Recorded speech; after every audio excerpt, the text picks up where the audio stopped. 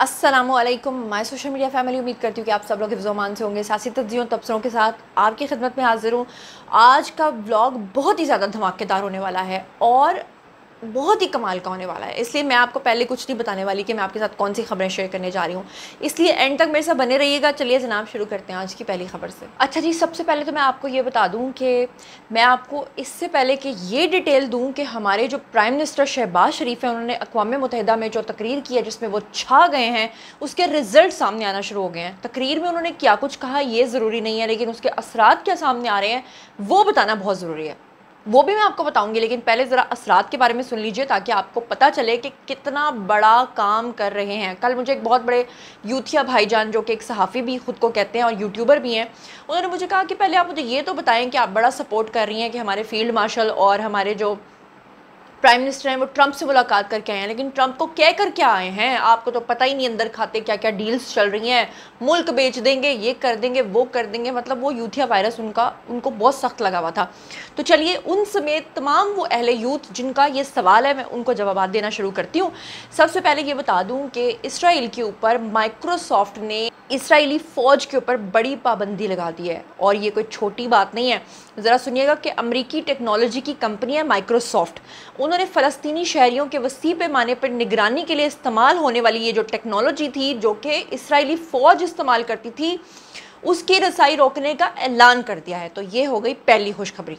अब मैं आपको देती हूँ जनाब इसके साथ दूसरी खुशखबरी जनाब ये है कि जब हमारे प्राइम मिनिस्टर शहबाज शरीफ जो हैं वो स्पीच कर रहे थे, तो उससे पहले क्या होता है कि अक़वाम मुत्तहिदा का जो हॉल है जिसमें तमाम मुल्कों की रिप्रेजेंटेशन होती है, तमाम मुल्कों के सदूर या वज़राए आज़म जो है वो बैठे होते हैं, और कभी कोई बाहर निकल कर चला जाता है, कोई किसी मुल्क का बाइकआउट कर रहा होता है। मतलब मोस्टली अगर आप देखें तो हॉल जो है वो तकरीबन आधा भरा हुआ और आधा खाली होता है। शहबाज शरीफ जब वहाँ पर स्पीच करने लगे तो जनाब पूरा हॉल खचाखच भर गया। ख़ास तौर पे जितने भी मुस्लिम ममालिक के सदूर और उनके वज़रा थे वो सारे के सारे वहाँ पर मौजूद थे। इसका मतलब ये है कि वो हमारी जो अहादीस में पेश गोई थी ना कि आलम इस्लाम को लीड करेगा पाकिस्तान, वो आज पूरी होती दिखाई दे रही है। और उससे भी बड़ी मज़ेदार बात यह है कि जिस वक्त इसराइली वज़ीर-ए-आज़म वहाँ पर अक़वाम मुत्तहिदा के अंदर जो है वो वहाँ खड़े होकर डाइस पे स्पीच कर रहे थे, तो उस वक्त जनाब क्या हुआ कि सारा हॉल खाली हो गया, सबने उनका बाइकआउट कर दिया। अब ये जो मैंने अभी आपको पहली खुशखबरी सुनाई है, इसके बाद दूसरी खुशखबरी सुनिए। आयरलैंड के वज़ीर-ए-आज़म ने इसराइल के ख़िलाफ़ कार्रवाई का मुतालबा कर दिया है। तमाम ममालिक के लोगों ने उनका बाइकआउट कर दिया है। वो जो कहते थे कि हमारा यानी पैसों से आप किसी को ख़रीद नहीं सकते। आयरलैंड के वज़ीर-ए-आज़म ने मुतालबा किया कि वो गज़ा में इसराइल की नस्लकुशी के ख़िलाफ़ जो है वो कार्रवाई करें इनके ख़िलाफ़, और उन्होंने बाकायदा तौर पे ये ख़िताब में कहा है। और आपको मैंने कल भी बताया था कि ऑस्ट्रेलिया, कनाडा, पुर्तगाल समेत जो बड़े बड़े ममालिक हैं, ख़ास तौर पर फ़्रांस वगैरह, उन्होंने भी फ़लस्तीन को एक रियासत के तौर पर तस्लीम कर लिया है। ये कोई छोटी बात नहीं है कि तमाम ममालिक फ़लस्तीन को रियासत के तौर पे ना सिर्फ मान रहे हैं, बल्कि साथ ही साथ जो कल्प्रिट्स हैं उनके ख़िलाफ़ जो है वो कार्रवाई का मुतालबा कर रहे हैं। तीसरे नंबर पे ये कि दर्जनों इसराइली कंपनियां जो हैं वो ब्लैक लिस्ट करार दे दी गई हैं।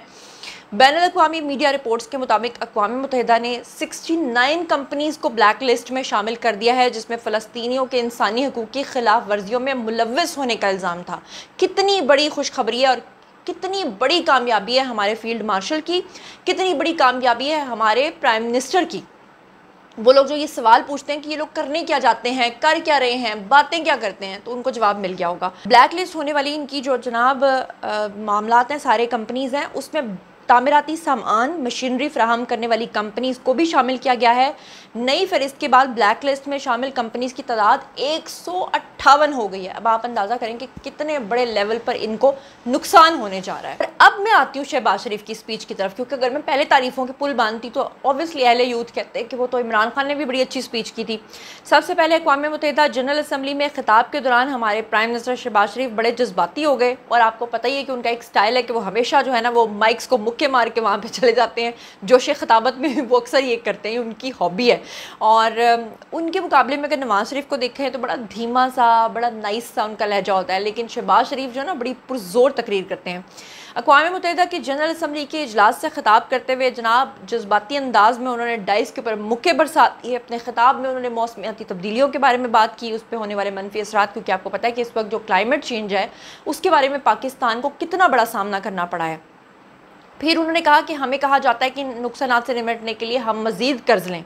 उनका कहना था कि ये सूरत इंसाफ नहीं है। हम किसी तरक्की पज़ीर मुल्क से हैं जो हर साल मौसमियाती जो तग़य्युर है, तब्दीलियाँ हैं, उसका सामना कर रहा है, और कैसे उम्मीद रख सकते हैं कि वो मज़ीद कर्ज़े लें और जब मौसमियाती तब्दीलियों का इस पर कोई किरदार भी ना हो। इसके अलावा जनाब उन्होंने इसराइल के हवाले से बात की, उन्होंने फ़लस्तीन के बारे में बात की, और फिर जज्बाती अंदाज में उन्होंने डाइस के ऊपर मुक्के मार दिए। लेकिन मज़ेदार बात यह है कि शहबाज शरीफ की स्पीच के दौरान ऑलमोस्ट तमाम मुस्लिम उम्मा जो है वो वहाँ पर मौजूद थी। सब लोग जो है वो अटेंडेंस लगा के वो सुनना चाह रहे थे कि शहबाज शरीफ क्या कहना चाह रहे हैं।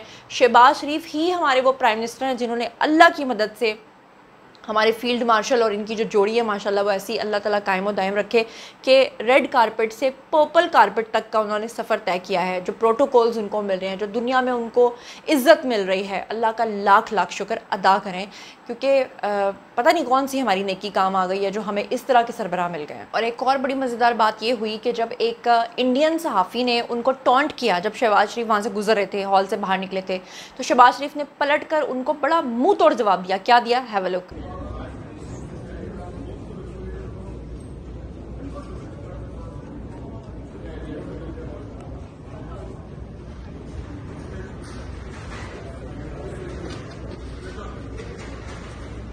वज़ीर-ए-आज़म साहब, आपकी कल की मुलाकात कब की गई? कैसी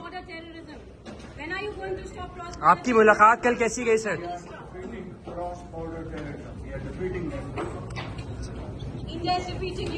अच्छा, शहबाज शरीफ तो भाई छाए हुए हैं हर तरफ, और फील्ड मार्शल की तो वैसे ही जो तस्वीरें सामने आई हैं, जिस तरह से उनकी ट्रंप के साथ और इन सब लोगों के साथ मुलाकातें हुई हैं। अच्छा, बड़ी मज़ेदार बात यह है कि बहुत सारे अहले यूथ मुझसे ये पूछ रहे थे कि आप लोग बड़े खुश हो रहे हैं, क्यों खुश हो रहे हैं भाई? ट्रंप तो अपनी बातों से फिर जाता है, ट्रंप को आप लोग क्यों हम ट्रंप को सपोर्ट नहीं कर रहे। देखें, अमेरिका का जो किरदार पाकिस्तान के हवाले से रहा है वो तो रहा है, वो तो हमेशा रहेगा।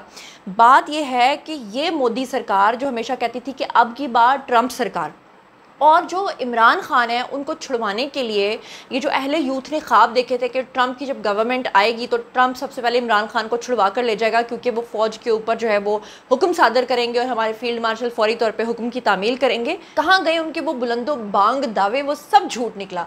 तो जनाब, अब कहानी कुछ इस तरह से है कि अब मैं आपके साथ अगली ख़बर शेयर कर रही हूँ। ये शहजाद मिर्ज़ा का ज़रा एक क्लिप सुने, जिसमें वो ये कह रहे हैं कि मतलब एक हिलेरियस किस्म की बातें जो हैं वो पीटीआई के सपोर्टर्स करते हैं, फिर उनके झूठ के ऊपर बंदा और क्या कहे। वो फरमा रहे हैं कि जो हमारे नवाज शरीफ हैं, एक्स प्राइम मिनिस्टर, वो पाकिस्तान छोड़कर बाहर चले गए हैं। उसकी वजह यह है कि वो हमारे जो आसिम मुनीर फील्ड मार्शल हैं उनको हटाकर उनकी जगह आसिम मलिक को आर्मी चीफ बनाना चाहते हैं। और इस वजह से मतलब मैं चाहती हूँ कि मैं इसे क्या एक्सप्लेन करूँ, ज़रा सुनिए कि वो क्या कह रहे हैं। पाकिस्तान में सबसे बड़ी खबर तो आप सब जानते हैं कि वो खबर यही है कि नवंबर 28 से पहले जो है एक एक्सटेंशन है, तसलसल है या रीअपॉइंटमेंट है, ये एक बहुत बड़ा सवालिया निशान है। और उस सवालिया निशान के मामले में अगर आप मुझसे पूछिए कि सिचुएशन इतनी गंभीर हो चुकी है, इसका अंदाजा आप इस बात से कर सकते हैं कि नवाज शरीफ साहब ने बड़े ही टैक्टफुली और बड़े ही तरीके से अपने आप को इस वक्त पाकिस्तान की फिजिकल जुरिस्डिक्शन से निकाल लिया है। जी, तो आपने शहजाद मिर्ज़ा की भी बात सुन ली है। अब मैं आपको बताती हूँ कि नवाज़ शरीफ जो हैं उनको बहुत सारी बीमारियाँ लाहक हैं। उनके दिल का मसला था, उनकी एक सर्जरी होनी थी जिसके सिलसिले में वो जनीवा के एक अस्पताल के अंदर दाखिल रहे हैं पूरा 1 हफ़्ता। अब उनको वहाँ से डिस्चार्ज कर दिया गया है। उनके जो फैमिलीज़ रहे हैं उनका कहना ये था कि नवाज़ शरीफ 7 दिन तक अस्पताल में रहे हैं, जहाँ उनका दिल के हवाले से एक प्रोसीजर हुआ है। और उनका कहना था कि जिनीवा के होटल में उनके बेटे हसन नवाज़ और डॉक्टर अदनान उनके साथ मौजूद थे, और वो हर लिहाज से अल्लाह का लाख लाख शुक्र है कि तंदुरुस्त हैं। अब एक बंदा अपनी सर्जरी कराने गया है, पीछे से यूथियों ने अपनी नई कहानी घड़ ली है, जो कि आपने सुन लिया, मैं उसको दोहराना नहीं चाहती। अब मज़ेदार बात ज़रा सुनिएगा कि इससे पहले कि मैं अगली खबर पर जाऊँ, मैं आपको ये क्लिप सुनवाना चाहती हूँ। ये बेसिकली ट्विटर के ऊपर ये लोग लाइव आए थे उस वक्त जब ट्रंप की गवर्नमेंट आने वाली थी, और किस तरह से ये डोनाल्ड ट्रंप को इमरान खान के लिए मदद के तौर पे पुकारा करते थे। Have a look.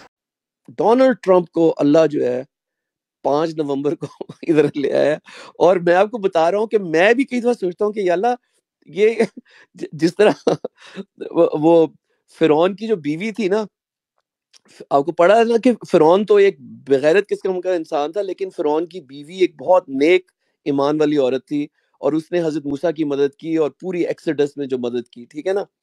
तो इसी तरह करके अल्लाह कुछ कर रहा है इधर अमेरिका से।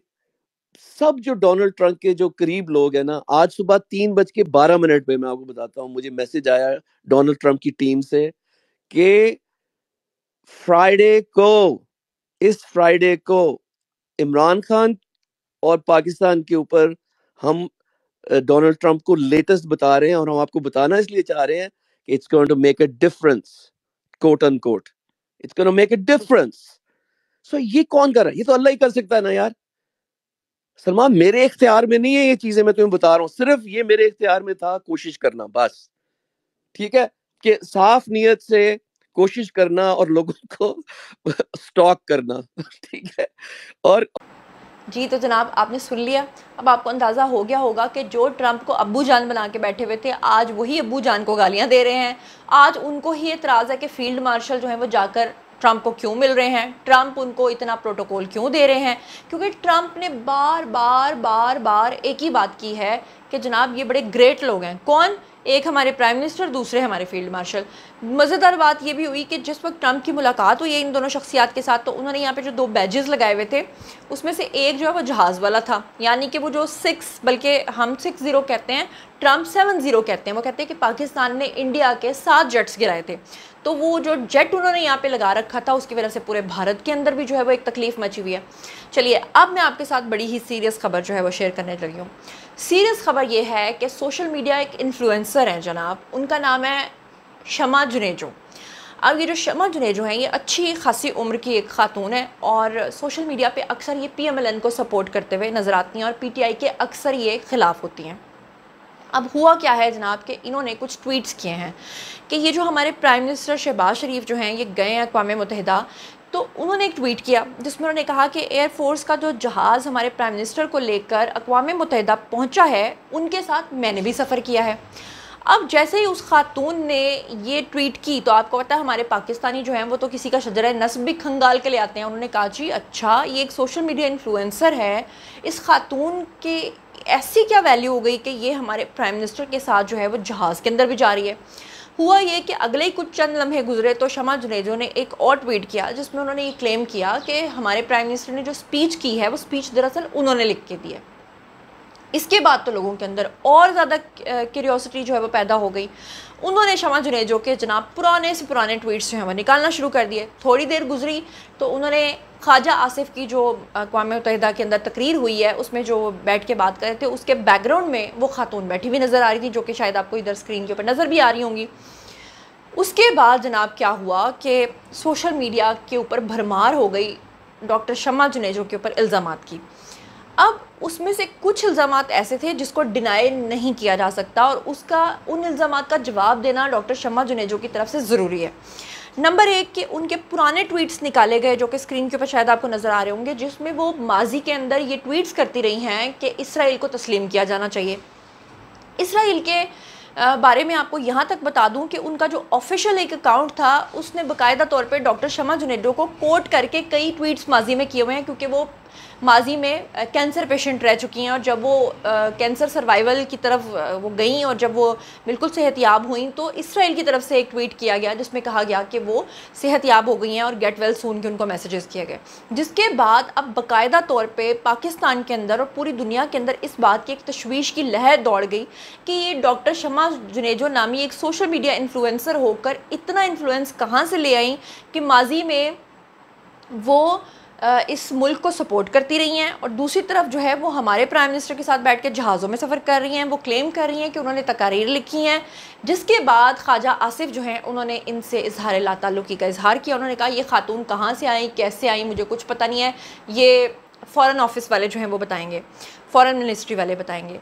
और फिर उसके बाद क्या हुआ कि उनकी जो ख्वाजा आसिफ के साथ तस्वीर थी वो सोशल मीडिया पे वायरल होना शुरू हो गई और लोगों ने ख्वाजा आसिफ के ऊपर तनकीद करना शुरू कर दी कि एक तरफ आप कह रहे हैं कि आप इस खातून को जानते नहीं हैं, दूसरी तरफ आपकी तस्वीर जो है इस खातून के साथ कैसे आ रही हैं। जबकि हुआ ये होगा कि जब वो पूरा एक डेलीगेशन जाता है तो जितने भी वहाँ पे पॉलिटिशियंस होते हैं सब एक दूसरे के साथ तस्वीर खिंचवाने लग जाते हैं। हमें पता तो नहीं होता किसी की बायोग्राफी का कि माजी में क्या करता रहा है। तो बेसिकली कहानी कुछ इस तरह से है। अब शमा जुनेजो जो हैं उनका फ़र्ज़ बनता है कि वो बताएं कि वो माजी में इस तरह के ट्वीट्स क्यों करती रही हैं और अब उनका स्टांस कैसे बदल गया है, क्योंकि ये बड़ी अलार्मिंग सिचुएशन है। क्योंकि उन्होंने एक और ट्वीट किया जिसमें उन्होंने कहा कि वो सीक्रेट फाइल्स तक भी रसाई रखती हैं जो हमारे प्राइम मिनिस्टर की हैं, और पता नहीं उन्होंने फड़ मारी, पता नहीं उन्होंने सोशल मीडिया पर अपनी शो बनाई या जो भी उन्होंने किया, लेकिन उसकी वजह से अब वो बुरे तरीके से इस चीज़ में फंस गए हैं। और अब जो हमारी जो फॉरेन मिनिस्ट्री है उनकी तरफ से भी उनसे इजहार लाताल्लुकी का इजहार किया गया है, जो कि इनसफिशेंट है। मुझे नहीं लगता कि ये जस्टिफिकेशन ठीक तरह से है। उनको कौन लेकर गया, कैसे लेकर गया, वो जो कह रही हैं वो क्यों कह रही हैं, इसका जवाब ज़रूर दिया जाना चाहिए। बहरहाल जनाब, ये था आज का वीडियो। बारी है जी आप लोगों की आई कमेंट सेक्शन में, और बताइए कि आप इन तमाम चीज़ों के बारे में क्या सोचते समझते हैं। मज़ीद खबरें, व्लॉग्स, इंटरव्यूज़ और सियासी तज्ज़िये जानने के लिए और मेरे साथ कनेक्टेड रहने के लिए चैनल को सब्सक्राइब कर लीजिएगा। अपना बहुत ख्याल रखिएगा। अल्लाह ने के बाद।